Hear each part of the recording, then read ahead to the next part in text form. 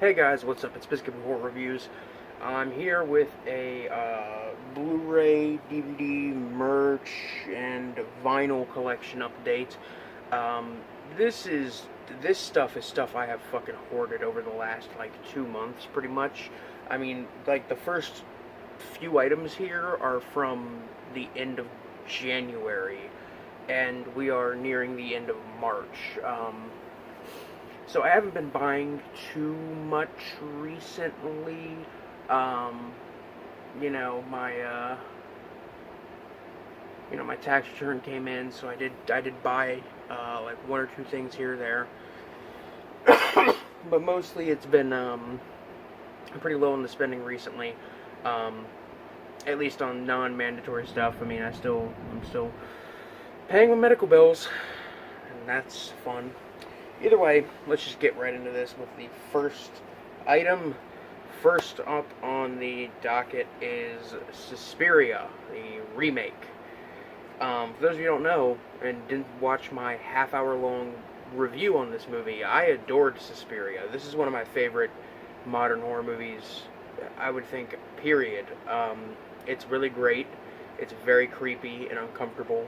It tells a very similar story to the Dario Argento film, but it isn't anything like the Argento film. There's a weird subplot in here involving the politics of Berlin in the late 70s, which a lot of people find to be confusing and nonsensical and just not necessary. It's necessary, it's just necessary for a different reason entirely. Don't got much else to say about this one. Really love it, honestly. Adore this movie. I have the poster for it. I've just got to get a frame big enough for it. And man, do those fucking actual like normal size movie poster frames cost money. So I've been holding off on it for a very long time. But still, Suspiria, really good stuff. Up next, we got a used movie that I managed to score on eBay for pretty cheap. This is The Cemetery. This is one of the out-of-print Massacre video titles. This is going for like, I've seen going for like $30 online. For those of you who don't know, Massacre Video is a distribution company that distributes shot-on-video, low-budget, exploitation, gore, oddball films. And recently, a lot of titles, and when I say recently, I mean within the last year or so, a lot of titles have gone completely out of print, and as a result, they are now very sought after. I'm missing a few titles in order to complete my collection, so that's something that's a problem, but this is one of the missing titles I was missing. The Cemetery, which I expect this to be kind of a fun gore film, because I heard it was entertaining and fun and cheesy. But this is honestly, without a doubt, one of the worst movies I've ever seen in my entire life, I would have to say. I have never been this annoyed and bored and just appalled at how something so cheaply made could look worse than what you would expect from it. I mean, it's not like this film has come entirely out of focus, or they like literally just recorded the audio and nothing else. No, this is just really, really, like, it's intensely mediocre to the point of it being very forgettable and just awful. It's kind of like Demons, the Lamberto Bava film, but nowhere near as good. Either way, I'm happy to have it in my collection because it is one of the spine numbers I was missing, spine number 12. I'm only missing a few other titles now. Demon Queen, Voyage to Hades, Alien Beasts, and I think that might be it for the titles I'm missing. I think it is. Either way, Bad movie. Would not recommend it. But I got it for a decent price. I found this for like $13. I couldn't say no. May as well do the rest of the used stuff. Came across a box, like, at a flea market full of old sealed DVDs, and I grabbed a few things in there because they looked interesting. The first is it's called Charlie's Ghost. This is some kind of family film featuring Cheech Marin as the ghost of a conquistador. I have no idea what this is. It was released by Lionsgate. That's all I know. And from the looks of it, I can't find a production. I can't find a year on this, but I'm sure this is like from the fucking late 90s or early 2000s. But still, look at how fucking cheap that disc is. Like, that's really, really bad. Like, that's worse than the other Lionsgate releases, like Dead Alive, for example, the release of that movie, which is just a blank disc that says Dead Alive on it. This is actually, like, pretty bad. Yeah, I don't know anything about this movie. I grabbed it because it looked awful. Up next, I got 2 box sets to some 90s vampire TV series that I'll probably never watch. Forever Night Parts 1 and 2 out of a trilogy, I guess. There were like... I mean, hell, there were a fucking lot of episodes for this show. That's 48. Like, this together is 48 episodes of this fucking vampire TV show about a vampire cop or something. I have no idea what this is. I've heard about... I say I've heard about it, but I do not actually know what this is. I know I've heard about this, like, in passing before. It's like a somewhat obscure kind of cult, TV series. About a vampire cop. I know it's like based on a movie, I think, or spun off from a movie. But still, I got parts 1 and 2. I don't think I'll ever watch these, but I guess it's fun to have. Next, we got this cheap double DVD set of A Haunting. This was a show on like the Discovery Channel that was a documentary-esque show about apparent hauntings that happened in different places. This just contains like 4 different episodes. I mean, again, this is something else that I just kind of grabbed because why not? It was, it was pretty fucking cheap. Like, I think I paid like 50 cents for this, honestly.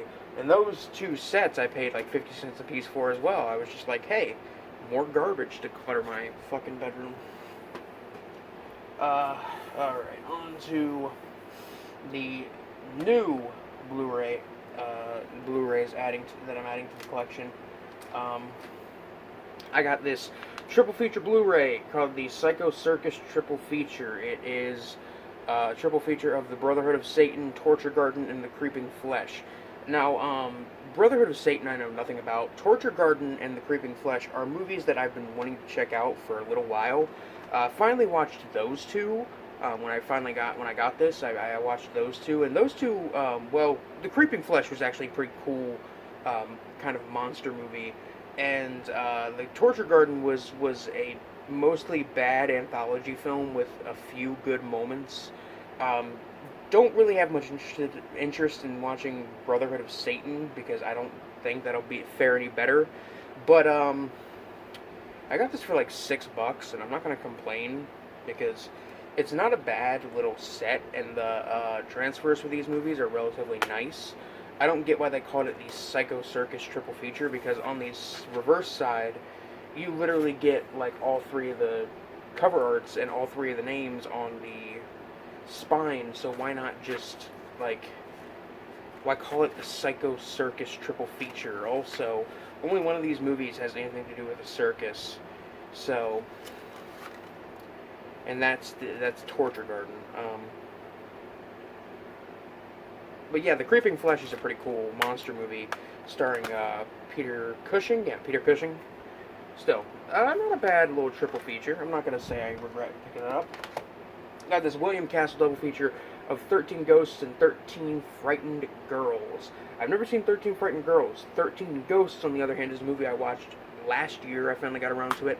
I remember seeing the remake of 13 Ghosts when I was fairly young, and I remember really liking it. Rewatching it as an adult, it's definitely a really bad movie, but it tried to be kind of different from the original, like, not even kind of different, like, very different from the original, and I respect it for that, and it's got some cool moments. The original, however, is equally cheesy and funny as well as creepy. Like, there are some solidly creepy moments in this movie, as well as there being moments where it falls too far into the cheesy realm of things. William Castle was a very interesting director, and I like his movies quite a bit. Like 13 Ghosts and The Tingler are like two of his best, I would say. But 13 Ghosts is the main reason I got this, because why not? I've never seen 13 Frightened Girls, but I know it's like, apparently, it looks like, based on the artwork, that is like a fucking dagger. It looks like it is a horror film, but from what I've read, it's a, like, mystery kind of thriller. I don't know. Either way, nice addition to the collection. Nightrain to Terror. This fucking movie. I watched this movie a couple years ago. About 2 years ago. Maybe a year and a half ago. And I was like, holy hell, this movie is amazing. How come I've never heard of this? And, I rewatched it. And upon rewatching it, I enjoyed it just as much, and I found it just as interesting and entertaining. I bought the Blu-ray mainly because it's a double feature, not double feature, but it's a Blu-ray DVD combo. It's restored in 2K, which is really cool, really nice. It's a pretty violent, monster effect-driven anthology film set on a train where God and the devil are trying to decide who gets what souls in these cases. And these cases that they're looking at are the segments of the film. Really weird, bad effects in this movie that are amazing. The movie is pretty much entirely made up of 3 different movies, one of which, the segments in the movie are made up of 3 different movies, one of which is a movie that doesn't even exist because it was never finished. So, yeah, there's that.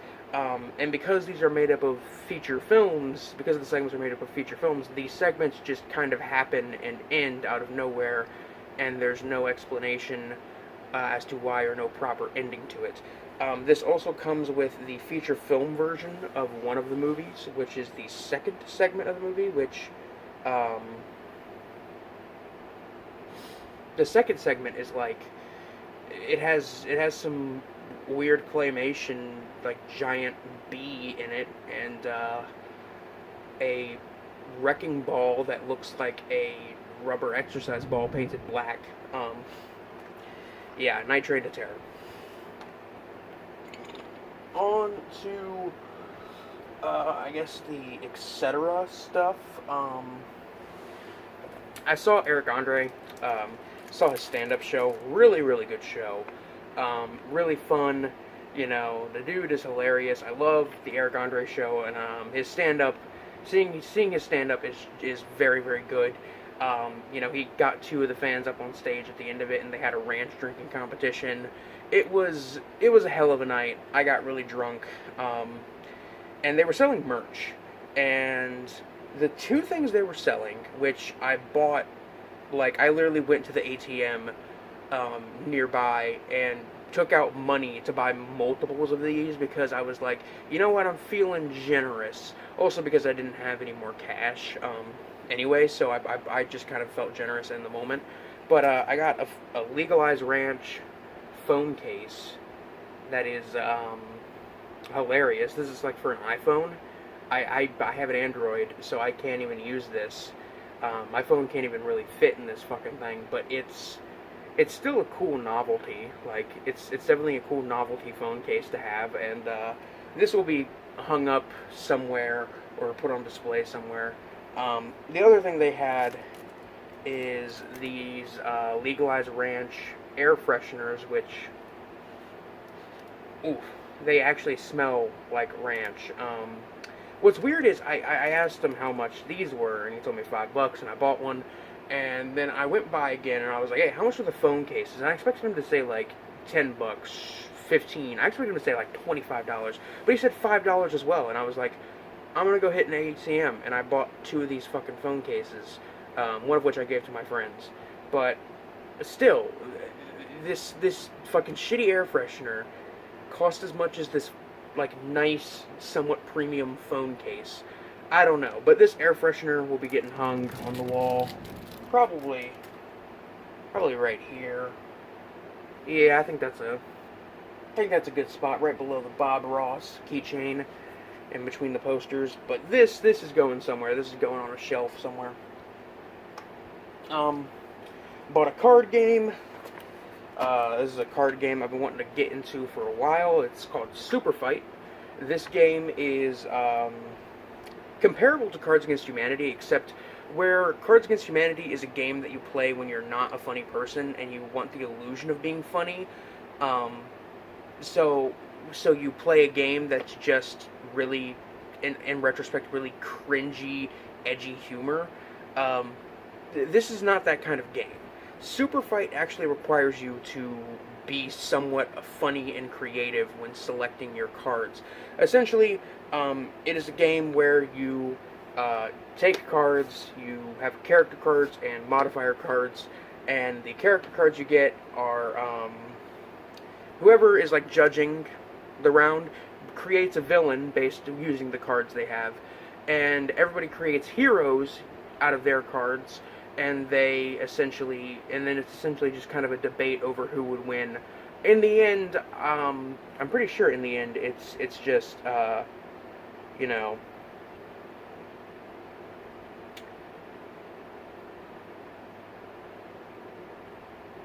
yeah, in the end it's just like the guy who is judging the round gets to pick. But still, this is a pretty cool little game, cool premise. Like I said, it's like Cards Against Humanity, except it's actually funny, and you don't have to, you have to actually be creative and not just sit there and enjoy the illusion of being funny. Also got this extra little expansion deck for it, which is the horror deck. This was one of the big reasons I jumped on the game as soon as I saw it pretty cheap and then I saw this expansion. Because this is an expansion of cards that are entirely fucking horror themed. Let me flip through and give you some. Creature from the Black Lagoon, Miss Voorhees, the Wendigo, Dracula, the Thing, Pazuzu, which is the demon from The Exorcist. You got Jack Torrance, you got Frankenstein's monster, you got some Tribe of Cannibals, Norman Bates, Nosferatu, Poltergeist, Samara, fucking Michael Myers, Leatherface, The Birds, Buffalo Bill, Edgar Allan Poe, H.P. Lovecraft, fucking Carrie, The Antichrist, Pinhead, The Crow, A Cult of Killer Druids, which I'm pretty sure that is a reference to fucking Invasion of the Blood Farmers. I'm probably wrong, though. The Warlock, Demogorgon, Bloody Mary, the Final Girl, half man, half fly monster, or the Reanimator, Scooby and the gang, that creepy old person who tried to warn everybody, and then you got, and then you got the modifier cards like wearing a razor glove, can summon and command the undead, can crawl out of a TV, has the Shining, is wearing the flayed skin of their victims, is calling the opponent from inside the house, is the child of Satan, catches the opponent by walking no matter how fast the opponent runs, wearing a creepy Halloween mask, gets up every time you think you've killed them, armed with a gun and silver bullets, stalks opponents in their dreams, and this is one of my favorites, possessed by a demonic blank, and you select another character card to say what they're possessed by. So I really like that there's a horror expansion. There's also like an anime themed expansion, a 90s expansion, which I'm sure that one has just a bunch of fucking like sitcoms and cultural references. And I'm sure there's a Pauly Shore card in that deck. But still, I'm gonna have a lot of fun with this game. It's gonna be a fun game to play. Next, I got some beers. You guys know me. You guys have seen my reviews. You guys know I like to crack open a cold one with the boys every once in a while. Well, here I have some beers that are not getting opened because these are, well, one of them is a limited edition. The other, I don't know if it's limited or not. Either way, they're staying closed because they are cool. I got 3 of these. It is the Trooper, the Iron Maiden beer. Now, I have a can. I have a fucking pint. I think this is a pint. Yeah, I have a pint can of the Iron Maiden Trooper beer, which this is like a stout, I think.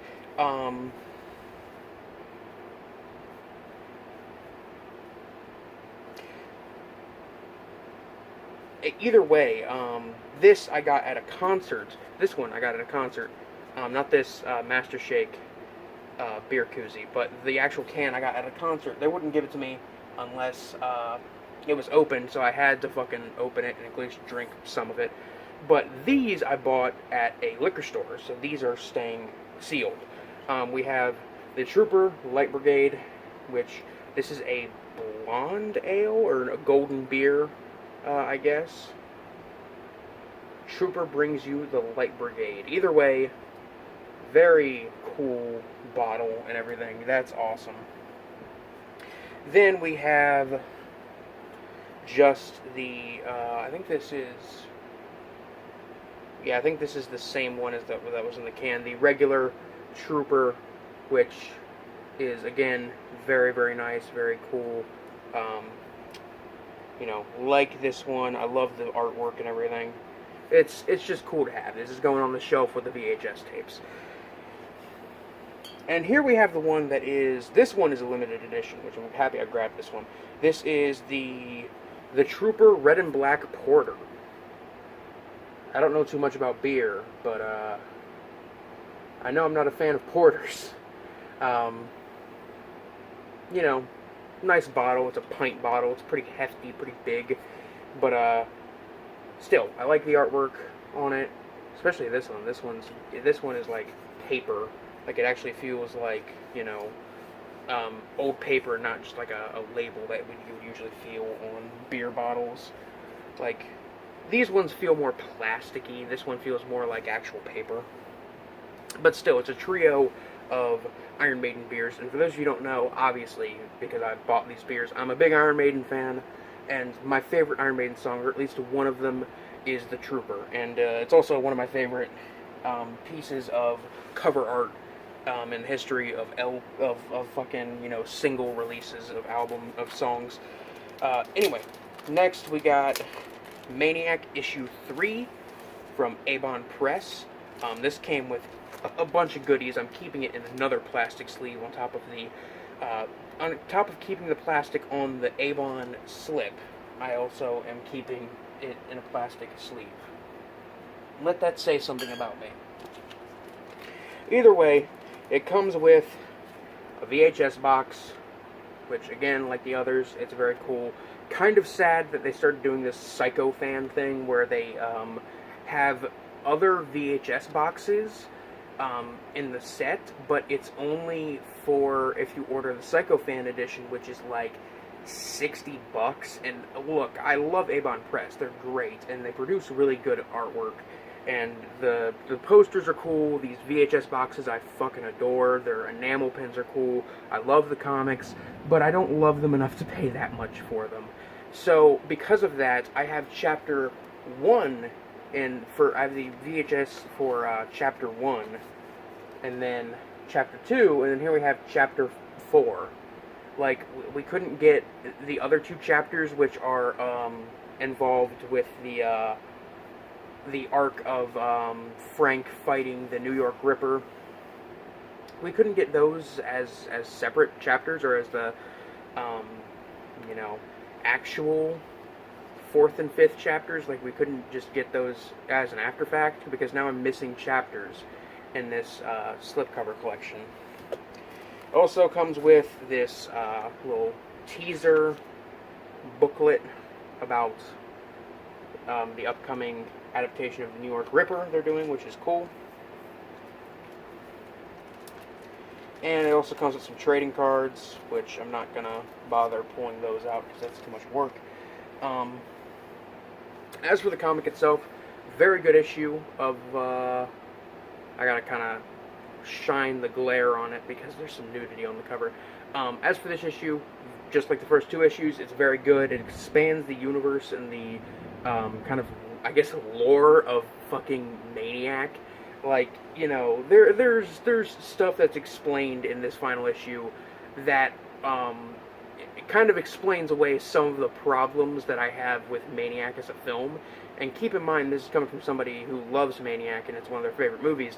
But there's one major problem I have with the ending of Maniac, and I'm not going to get into it because it's a spoiler, but I will pull this bad boy out of the slip and just kind of give you a good look at the art. As you can see, number, I think it's 29 of 300. I think that's signed by Sean Lewis, who is, I think, the founder and, like, editor. Either way, as you can see, just like the first 2 issues, this is very, very, very violent and horrific. Way worse in content than the first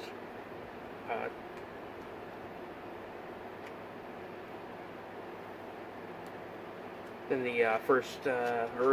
the movie, I guess. You know, there's some shit, and also the paper is very high quality. It has that good smell to it. I'm just kind of padding this video out to be as long as possible, honestly. Let me get this back in here, and I can get onto the one vinyl record I have.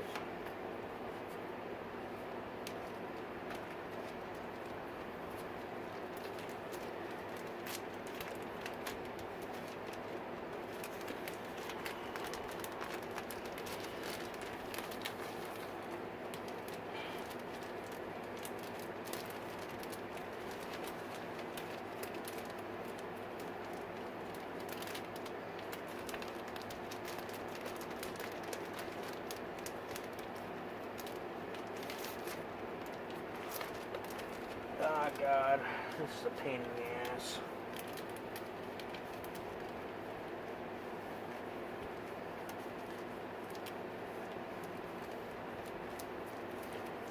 Yeah, this is getting sealed up in the plastic sleeve, just like the first 2 issues.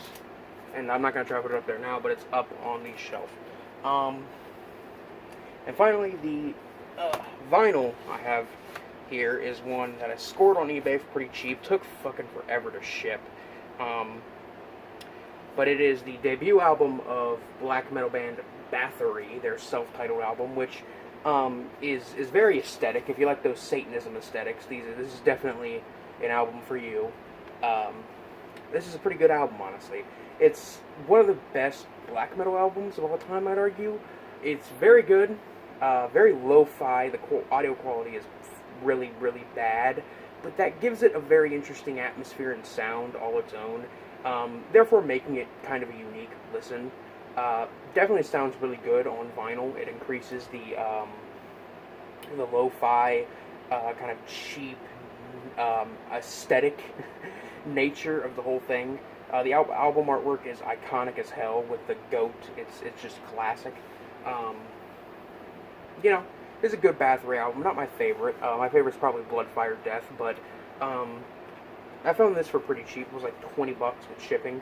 Shipping included in that price, and that's not too bad for an album this nice. It was new, sealed, you know, black vinyl, heavy.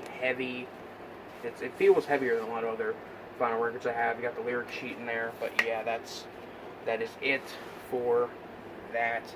Anyway, guys, that's it for this Blu-ray DVD vinyl collection updates. I'm probably not going to upload within the next couple weeks or so, mainly because this upcoming week I'm working, and the week after that I'm working again, and then I'm at Cinema Wasteland. I might make a couple videos at Cinema Wasteland and upload them like right when I'm done recording them or whatever, because I've got a hotel room for Cinema Wasteland this year. But either way, I'm gonna be kind of absent from the channel, so let that be known. Anyway, guys, this is Biscuit Wheel Horror Reviews, signing off. Peace.